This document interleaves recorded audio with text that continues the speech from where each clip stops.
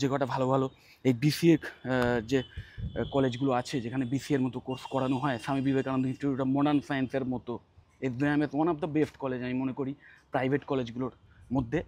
কারণ যেমন একদম লেটেস্ট যে সিলেবাস সেটাই ফলো করা হয়, যেখানে নেক্সট জেন লেভেলের ওই স্পেশালাইজেশনসগুলো আছে, cyber security, ethical hacking, then AI and ML, okay, cloud computing, blockchain, এই সমস্ত স্পেশালাইজেশানসগুলোও পেয়ে যাবে।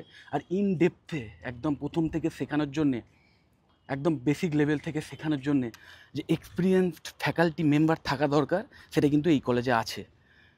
ওকে, তো আমার নলেজ ওয়াইজ আমি যে কটা কলেজ সম্পর্কে জানি তার মধ্যে আমার মনে হয় এটা অন্যতম সেরা কলেজ। কারণ যেমন কোয়ালিটি এডুকেশান প্রদান করা হয়, তেমন কিন্তু কমপ্লিট প্লেসমেন্ট অ্যাসিস্ট্যান্স দেওয়া হয় বিভিন্ন কোম্পানির সঙ্গে, বিভিন্ন কর্পোরেট সংস্থা। নিশ্চয়ই জানো তোমরা, বিসিএ করার পর তোমরা সফটওয়্যার ডেভেলপার, ওয়েব ডেভেলপার বা ডেটা অ্যানালিস্ট এই টাইপের পোস্টে মানে চাকরি পাওয়ার সুযোগ পেতে পারো। তো সেই সমস্ত কোম্পানি যারা বেশি রিক্রুট করে এই বিসিএ ক্যান্ডিডেটদের, হ্যাঁ, সেখানে ইনফোসিস, টিসিএস, সিটিএস, দেন আইবিএম, এই টাইপের কোম্পানিজ আছে। তো তাদের সঙ্গে কিন্তু এই কলেজের ভালো টাই আপ আছে, ভালো কর্পোরেট রিলেশান আছে।